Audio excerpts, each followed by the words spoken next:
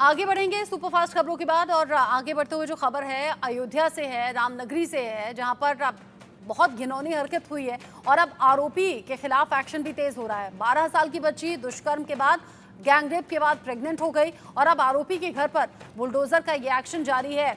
अयोध्या से ये तस्वीर सामने आई है जहां पर आरोपी की अवैध संपत्ति पर बुलडोजर चला है और अब जो बेकरी थी, वही बेकरी जिस जगह पर 12 साल की बच्ची के साथ दुष्कर्म किया गया, उस बेकरी को सील भी कर दिया गया है। आरोपी की प्रॉपर्टी पर बुलडोजर का एक्शन, आरोपी की बेकरी का लाइसेंस भी रद्द होगा, जो जानकारी मिल रही है। मुख्य आरोपी की बेकरी को सील कर दिया गया है। साथ ही साथ जो इलीगल बना हुआ हिस्सा था उसे बुलडोजर से गिरा भी दिया गया है। अभी भी बुलडोजर का ये एक्शन चल रहा है। जानकारी ऐसी मिल रही है कि मोहित खान की ये बेकरी है, मोहित खान का नौकर और मोहित खान ने मिलकर, दोनों ने मिलकर 12 साल की बच्ची के साथ गैंगरेप किया। अब जानकारी मिल रही है कि 12 साल की बच्ची जो 2 महीने पहले उसके साथ ये घटना घटी और 2 महीने में कई बार उसे गैंगरेप का शिकार बनाया गया, अब 12 साल की बच्ची प्रेग्नेंट है। डॉक्टर्स की देखरेख में उसे हॉस्पिटल में रखा गया है। जो पीड़िता की मां है उसका रो रो कर बुरा हाल है, इंसाफ की वो मांग कर रही है। सबसे बड़ी बात ये है कि जो पीड़ित बच्ची है उसके पिता नहीं है। अब जो पीड़ित की मां है वो दर दर की ठोकरें खाते हुए पुलिस तक जब पहुंची इस घटना को जानने के बाद, तो पुलिस ने कार्रवाई करने से इनकार कर दिया, एफआईआर दर्ज करने से इनकार कर दिया, जिसने इस मामले में हीला हवाली की तरफ संकेत दिया। बताया कि कैसे पुलिस ने लापरवाही दिखाई, इसीलिए मामला बढ़ता चला गया। और अब जब उत्तर प्रदेश के सीएम योगी आदित्यनाथ को ये मालूम हुआ है कि पुलिस की इसमें लापरवाही रही, तो फिर चौकी इंचार्ज भी और एसएचओ भी, दोनों को सस्पेंड कर दिया गया है। और अब इस मामले में पीड़ित परिवार से मुलाकात करके योगी आदित्यनाथ ने इंसाफ दिलाने का भरोसा दिया है। आरोपी के घर पर बुलडोजर का एक्शन चल रहा है, जो तस्वीरों में आप देख भी रहे हैं।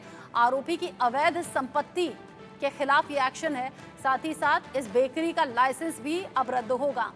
पीड़ित परिवार से योगी आदित्यनाथ तो मिले ही हैं, लेकिन साथ ही साथ पीड़ित परिवार से मिले हैं संजय निषाद भी। परिवार से मिलकर भावुक हो गए संजय निषाद, पीड़ित परिवार से मिलकर रो पड़े संजय निषाद। कह रहे हैं आरोपियों को सजा कड़ी से कड़ी मिलनी चाहिए।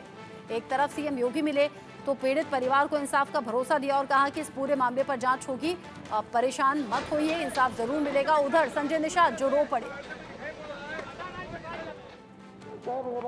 इसमें किस तरीके से होगा, अंग्रेजों से ये मेरे समाज के ऊपर अत्याचार हो रहा है, इसमें किस तरीके से होगा, अंग्रेजों से लड़ा, मुगलों से लड़ा, आपकी अत्याचारियों से कैसे रहा जाएगा।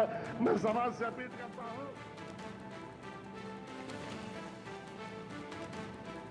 संजय निषाद रो पड़े। वो पीड़ित के दर्द को देखने के बाद रोते हुए कह रहे हैं कि इस मामले में कड़ी से कड़ी सजा मिलनी चाहिए। 12 साल की बच्ची है जो प्रेग्नेंट हो गई है, गैंगरेप उसके साथ हुआ, एक से ज्यादा बार उसके साथ गैंगरेप हुआ। अब जो पीड़ित परिवार है इंसाफ की गुहार लगाते हुए सीएम योगी तक से गुहार लगाई।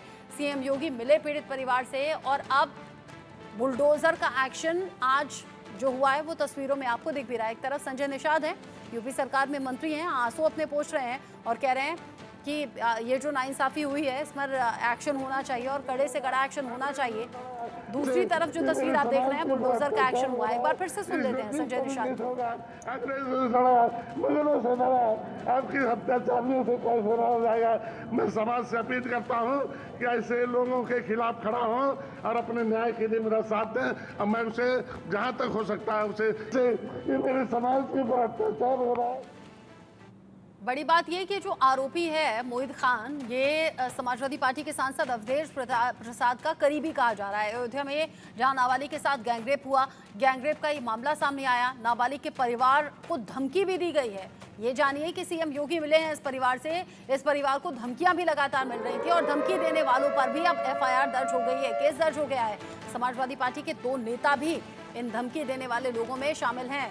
समाजवादी पार्टी के नेता मोहम्मद राशिद का नाम है, जय सिंह राणा का नाम है और जय सिंह राणा और मोहम्मद राशिद को मिलाकर कुल 3 लोग हैं जिन पर एफआईआर दर्ज हो गई है। पीड़ित परिवार को सुलह करने की धमकी दी थी, आवाज दबाने की धमकी दी थी, कहा था मामले को यहीं पर निपटा लो, समझौता कर लो।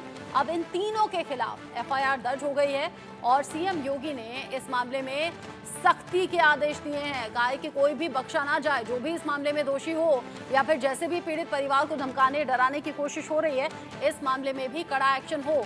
मोहित खान और उसका नौकर भी जो मुख्य आरोपी हैं गैंगरेप के, उन दोनों के खिलाफ भी कड़ा एक्शन होगा। और अब जो परिवार को धमकाने वाले 3 लोग हैं, मोहम्मद राशिद और जयसिंह राणा और तीसरा एक और आरोपी, तीनों आरोपियों के खिलाफ अब एक्शन की तैयारी है, जिसमें 2 समाजवादी पार्टी के नेता कहे जा रहे हैं। बीजेपी इसलिए भी हमलावर हो गई है इस पूरे केस के सामने आने के बाद। वो कह रहे हैं क्या समाजवादी पार्टी में ऐसे ही गुंडे होते हैं, क्या ऐसे ही गुंडागर्दी दिखाई जाती है? 12 साल की बच्ची के साथ दुष्कर्म हुआ, गैंगरेप हुआ, अब 12 साल की बच्ची प्रेग्नेंट हो गई है, तो इस मामले का खुलासा हुआ और पीड़ित परिवार इंसाफ की गुहार लगा रहा है। एक तरफ इंसाफ की गुहार लगाई जा रही है, दूसरी तरफ परिवार को डराने धमकाने की कोशिश है।